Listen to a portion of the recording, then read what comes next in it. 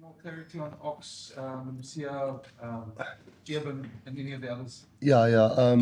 So I think, Eben will give him proper time. He had concussion, and he had a bit of a history on concussion. So I don't think Eben will play in his incoming matches. I think we're all targeting Argentina for that. So is probably also. Loot might be ready next week. I think he's closer than the others. Ox. Ethan will be ready next week. Ethan Hooker will be available. Ox, Sasha, Krappies, all of them about 3 weeks before New Zealand will be ready. And did I miss somebody? Sia. Sia next week. Ambrose, maybe if you could just talk us through the emotions. I think this will be your first Springbok game in about 8 years. Maybe just how you're feeling and just going into England. Yeah, no, I think there's always nerves before a test match. But yeah, I'm super excited for the opportunity. And yeah, we're just looking forward to the game. Ken and Cobus? Rassie, just from your point of view, the man sitting next to you has kind of been in the wilderness for a while. What's changed? What have you seen that's got him back into the fold? Well, firstly, I thought he played really well this season. Not obviously. My first year of coaching was 2018-19. I think I've already got 8 caps now, I think. And I think most of that were at that stage. But then obviously, now I can say the word obviously. Guys like Faf, Kobus, Jaden, a few of the guys, there was really well-established guys that played for us there. Even a guy like Herschel, was part of 2 World Cups, if I'm correct. So there were really a bunch of good nines playing really well. And sometimes it's not because one player is not playing well enough or not Springbok class. It is just because there's some other guys who's also playing really well. But I think none of us can look past the fact of how well he played this year. And then obviously there's a lot of some injuries, and there's some guys who lost form, and he gathered form, if I can call it that way. So yeah, I'm very happy for him personally, and obviously for us as the Springboks, it's nice to have him on board, and he gets his opportunity at home with Andre, where he's played a lot of rugby with. So hopefully that also helps him to, although he's got, I think, 8 or 9 caps, I'm not 100% sure. It's with somebody that is used to at the field, which you are familiar with. Rassie, are you surprised by Scotland beating us in Argentina on Saturday? And how much did that play a role in your team selection for Saturday's test? No, Scotland, that didn't play a role at all. If we played the first match,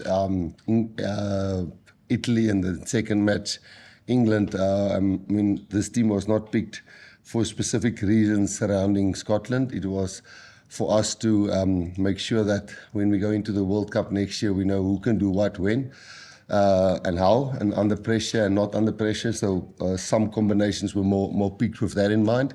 Then Argentina, us, New Zealand, and Australia is probably in the same boat. And I think that's what happened to Argentina. Scotland played really well, I thought. They're obviously a good team. They beat England in the Six Nations. So if you just go on those results, then probably this match will be tougher than last weekend, if you want to compare it like that. But we didn't do that. And I thought you could see Argentina, very few of their teams play in, or their players play in Argentina. They play in France and in England and in other countries and Japan and so on. And it's very tough in your first game. They didn't even have a warm-up game. They fly off, and the coach was a week before that in Port Elizabeth with the Barbarians. So that they would have had 3 training sessions, 5-10 training sessions together before they played against Italy. Scotland, and Scotland would have had a whole Six Nations. So the Southern Hemisphere teams normally take a game or 2 to get some good rhythm and cohesion. Rassie, obviously, if you look at the team, there's a lot of changes, but I guess you're counting on the continuity from the Bulls, especially in the pack and at 9 and 10. Yeah, 9 and 10, as I said, I mean, I think Andre can play with most 9s, and I think Ambrose can play with most 10s. But it is definitely beneficial when the two of them went through to a final together. You know, they played against Glasgow. Glasgow beat them well, I think, the first time around, and then obviously they got the better of them later and vice versa. And yes, glad for them. The pack not necessarily looked at Bulls combinations. It was actually just seeing who's fit first of all, and then who we'd like to see perform well. I think it's the first time. I think our average caps, I quickly try to estimate there. I think it must be like 25 caps. Our average for our caps, which is not a lot. There's 11, 12 guys that got less than 10 caps in it. So I think we will definitely go into this match with a much less experienced team compared to Scotland. So this will be a nice test for a lot of these guys to see when we get to the important part in the next year or two, who of these guys are. And we think most of them, we won't have them here if we don't think they can do the job for us. Rassie, just on Peter Steff moving back to 7 and Paul de Villiers getting a second game in a row, just your thoughts on those selections as well, and just overall, given the market that the team on Saturday put down, what you expect overall in performance from these guys? Yeah, it would have been great to give Cameron also another run. I thought he also did. We had a steady performance. Obviously, Sia is still not available here. You know, we know Peter's best position is 7 flank. Yeah, so it is nice to have him on 7 and to have giving Ivan a chance at 8. Sorry? No, I was just saying, just with the market. Yeah, no, the other guys played well. I mean, the score game was close at halftime, and you know they got 2 yellow cards at the end. When we got the yellow card, they came closer to us, and then when they got the 2 yellow cards at the end, we moved away from them. So I think one must calculate that also. That it was easier for us when they were 14 and 13 men, and it was easier for them when we were 14. But no, certainly I thought for the togetherness of the team really showed. Of course, that's normally, I know I'm repeating myself, but that's normally how, when we get to greatest rivalry or rugby championship, you know, we are really in sync already and we've played a lot together. But it's really tough to all of a sudden in 7 months just play a game. That game is in the past now, and I think these guys this weekend will maybe have to find their feet really quickly in the game to, like the other team did, a quick start, a fast start, not necessarily a scoreboard start, but the intensity start, and hopefully they can do the same. Rassie, over this past weekend, 54 tries were scored in this competition, 385 4 points. Initially you said you're not chasing log points, you're not chasing bonus points. Are you looking at it differently now? You see how tight those games were and how high scoring they were? Yeah, well, not because the other teams are high scoring. I did see the guys on, none of them were kicking for touch, and I'm not sure if it was log points that they were chasing or was it the momentum in the games. Interesting thing, I think there was more maul tries scored in this opening round than altogether in the Six Nations, if I have my stats correct. So I want to give World Rugby credit there. I thought all games was excellent with opening up that there's a contest with the guy in the air after a contestable kick. It's a nice competition there. I think what people thought it's going to just be all mauling, but because you can't drag in a maul anymore, you have to put more numbers into a maul. And then the guys who stop the maul now has to get out and defend after that. So there's definitely more mauling, but then after the mauling, there's more tries because guys are tired of stopping mauls. You can't just put 4 guys in and drag a maul to the side. I think, you know, the scrum feet, which World Rugby has introduced, is getting a rewards where there's a good contest there and loose forwards must stay bound to make sure their props doesn't get scrummed back.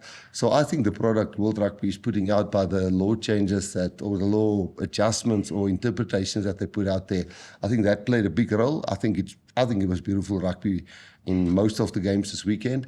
I do think it's all of a sudden when you see a log, a table after a first round in June, July. It's weird to see that, and then all of a sudden you go and see, okay, now net 2 points suddenly all of a sudden counts. That was our mindset when we ran onto the field, but it, you know, when you then have the 4 tries, you can also relax a little bit and play a territory game because you've got your 4 log points. It's not like Super Rugby or URC or other games where it's 3 tries and more. It's 4 tries and you got a bonus point. So, yeah, but still, when you go into a test match, you know, you just want to win the test match because if you disrespect that, you'll probably lose it and then you might get a losing bonus point or maybe 4 tries. So a win is still the thing that counts the most. Or did him playing at lighter over the weekend play a part in that? And then Kieran Horn, will he be covering fly half as well, or is he more 15 cover this week? Yeah, well, first of all, you know, Gaza played hell of a while at 15, so you won't get a lot of box kick at 12, which you have to catch. You know, you will have to play a different role for us. I think we would like to see him there. We'd like to see Fassi at 15. I think that's more the case. We would like to see Fassi at 15, and we'd like to give Dukes a rest in this game. And we, you know, we want some senior guys in the backline as well. Ethan's injury, you know, Ethan was also somebody who can cover 12, 13 for us in this game. So it would have been good to maybe give him a run at 12. Kanan can maybe later in the game move to 13. So the cover for 10 and 15 would be Kieran. And yes, Kieran will be the cover. Did I answer all your questions? Yeah. Ambrose, just on you coming back to the Springbok camp for the first time in quite a bit of time. Just talk us through the differences between the camp that you were previously in and then the 2026 camp. And also, does it make it even more special that your return is going to be in Loftus, a stadium that you've been lighting up for quite some time as well? Sorry, is that the camp in 2018 or? 2018 and then 2026, what are the differences in that space of time? Yeah, I'm really looking forward. Just say again, sorry. So what are the differences in the camp in terms of what was being done by the regime in 2018 as opposed to what you find now in 2026 being My done? vrou was ons 8 jaar terug, maar ek kan dit nie onthou nie. Hoe was ons 8 jaar terug? Hoe was die kamp toe gewees in vergelyking met nou? Yeah, I think that's a long time ago. I can't really remember, but now it's great working under the coaches. I'm learning a lot every day, and I've missed a lot of guys, familiar faces. So yeah, it's just great to be in the environment and to learn from the guys. Rassie, you mentioned Dukes getting a rest, and you know when you change up your selections, everybody always talks about you expanding the depth and you working and growing depth. But how much of a role does that other element that play? I mean, I saw a stat that England their players have played like sort of 30% more than you guys have. I'm talking about their player load in the last year. How much of a role does that also play in it? Because you're conserving a lot of. I mean, there are a lot of guys who are obviously going to be fresher because they don't play maybe as often. I mean, when England play, they play their top team just about every time. How much of a role does that play in your selection? Yeah, no, a lot. I think the first thing is, Gav, when we train, I think people, when you look at the app, let me explain this, and see if I go too long, we can go a little bit longer, but I want to explain that. I believe if a player can handle the intensity of training sessions, if training session intensity is really hard, then the age of a guy should not be in reckoning. Because if he can handle the age, the intensity, and he doesn't get injured, and he's ready for Saturday, and he can perform on Saturday, then it means he's not too old. But if you start dropping the intensity of training sessions to accommodate older guys, which I was part of teams in the past, then you've got a great team on paper, but those guys are not match fit and ready for Saturday. So we try to keep the intensity of training sessions up there. If the older guys hang in there and they look after their bodies and they recover well and they can still play well on Saturdays, that means they're not too old. It's now the same with younger guys. Some guys break during the week and the intensity is just, or the season is just too long, or the matches is just too much. And we like to do both of that. Keep the intensity up and hopefully all the players, old and young and medium, can handle it. And then hopefully on Saturday, it's more or less the same, not pressure-wise. Pressure is different on a Saturday, but the intensity is the same. So the guys who didn't play last week would have had a really tough training week, but they didn't have that load which they had on Saturday. And that hopefully, they will have a tough week this weekend, but hopefully that will help them because they are a little bit fresher than the guys that play a really tough match last weekend. Ambrose, Rusty spoke about you and Andre playing together at the Bulls at Loftus. Can you speak to us about that, your relationship with Andre, and just how excited you are to sort of take that club form into international into the international team, and just how Andre is as a player? Yeah, we know all Andre has a lot of experience. We've spent a lot of time together on the pitch. And yeah, I'm just excited to go into this game with him. But we know it's gonna be a challenge for us. It's different calling in the Springbok environment, but yeah, we just need to pitch up on the day and yeah, just give our all on the day. Ambrose, when I last spoke to you, you were hoping to get called up to the box, and you just said you had to keep on working hard. Does it feel like all that hard work's paid off now for you? Yeah, definitely. It's excited to be back, but we still need to, or I still need to grow and work hard to earn my place here. But it's all about putting the team first, and just if you play, you have to prep the guys really well, and if it's your time, it's just to give your all. Rusty, just looking at Scotland, do you expect that they're the sort of side who can maybe test your defences a bit more than maybe England did? Yeah, I think every match that we play against Scotland at the World Cup, every year we hear that's probably the best Scotland team in years attacking-wise, and we certainly feel that every single time when we go into the pitch. I know his name, Flav didn't play last Saturday. He'll probably come into the mix this weekend at a high-fast Loftus. I think they're arriving tonight. And they don't have a lot of clubs to pick from, but they do also pick players who play outside the two clubs which they have in the URC. People see that sometimes as a negative.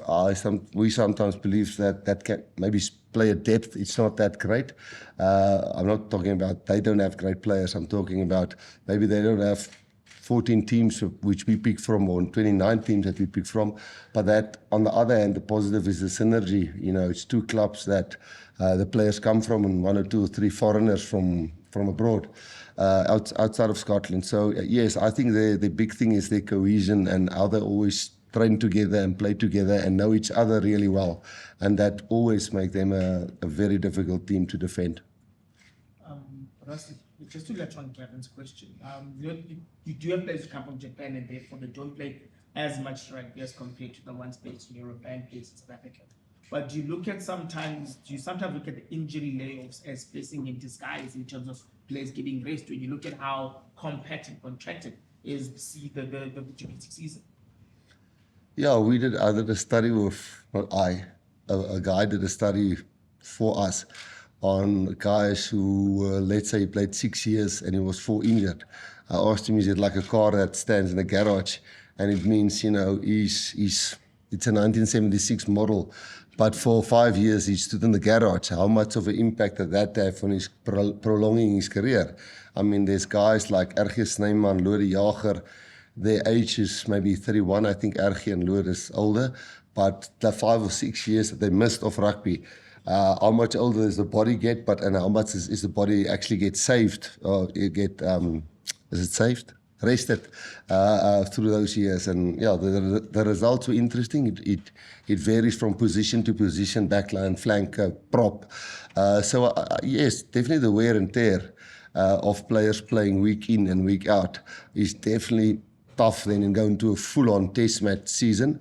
But it goes in a roundabout, you know. We now are fairly fresh because we got lots of Japanese players in, and then we got guys who came straight from URC, but then we got guys who fell out of URC and didn't reach the playoff rounds. And they, like Sia, hasn't played for a month and a half, so he's well rested, and then he got injured. So it plays a massive role. And then the roundabout is at the end of the year, like some of the guys who played in the Island series will now be, or who lives in Ireland, Scotland, so on. They are resting now if they don't play for the international team, and then they are fresh for the URC. These guys play now full on, and then they go into the URC again. And then when we get to the end of year, we actually nicely into rhythm, and we at the end of our season, some of the guys who play. So we can moan now and say we're not ready, and we haven't played together a lot, but then the end of the year, we can say, we've played right through the rugby greatest rivalry, rugby championship in other years. Then we are really in sync at the end of year tour, and they are only beginning because they haven't played rugby after these 3 test matches that they play. So, it goes like that all the time. You can't always get everybody in sync until there's an international season. Rassie, on Saturday you spoke about the contestable kicks kind of becoming the new set piece. Can you give a bit more detail on set pieces, traditionally the advantages with the team throwing in? Yeah. So how does... Yeah, a kick-off, you kick, you don't throw in. So what I'm trying to say, no, I'm not being sarcastic. I'm really trying to say it's another source. Maybe I used my words wrongly at the press conference. I apologize about that. It's another source of possession. A line out, if the ball gets kicked out, it must be thrown down the middle. And then, although the other team kicked it out, both teams got a chance to contest for that. At the scrum, the ball gets thrown in. Then, same with the line out, same with the kickoff, same with the goal line dropout. And I just feel with the way World Rugby has cleaned it up now, that you can actually go up for a pure contest. When we kick the ball, it's not your ball. If it's a bad kick, it's your ball. If it's a good kick, it's a nice contest. So I think it's nice and contestable. And then there's this competition for the ball in the air. And if you don't win the ball in the air because the one jumped higher or jumped earlier or whatever the case may be, and then it's scraps. Everybody calls it scraps now. That's just the term all teams use now. And then that scraps becomes a competition. And then from there, who's a team who can set the quickest on attack and who can set the quickest on defense. So it's another, and that's why I think the rugby is some people might think it's boring, but I thought the way the laws was now interpreted this past weekend, I thought all games was really contested in every single area. Does it help you? Yes. Okay. Rassie, just talking about contestable kicks, maybe the absence of contestable kicks. I wasn't there on Saturday. I was there at the game, and I didn't actually make the press conference. If you spoke about it there, I apologise. But the All Blacks, no. I saw you alcohol-free now. The All Blacks. You watched them play on Saturday. Yes. Everybody was talking about Yeah. the lack of their sort of apparent change. What did you think of them? I mean, I know they're coming up in a month's time, and you maybe don't want to talk too much, but were you sort of like, was there something that really took you in that game? I mean, that in particular? The game against France? Yes. No, it was exciting to watch. On the one hand, we want the Southern Hemisphere teams to beat the Northern Hemisphere teams. It's just always been like that. I think most of us are like that, but then you see, we'll be in the same table, we're in the same log, maybe they must lose. And so because there's 2 pools, I think that was the mind shift we have to make. But for me, the one overwhelming feeling in that game, and this is not criticizing, this was excitement. It's when somebody got into the 22, you thought the other team is going to score now. And then when the All Blacks got into their 22, you thought the All Blacks going to score now. It just looked like it was so, not frantic in a bad way, busy and exciting and dynamic. And I thought that was a really high-intensity game where I thought both teams ran each other off their feet, which were great to watch. I thought it was really a high-intensity game with lots of guys with X Factor in those games. Last English question. Hi, Rassie. Hello. When it comes to the testing of players, finding out what they can do in different situations, the new crop of players, how do you embrace that challenge in terms of the tests that the management wants to see? And looking at the young Z-Bot on Saturday comes through intensity.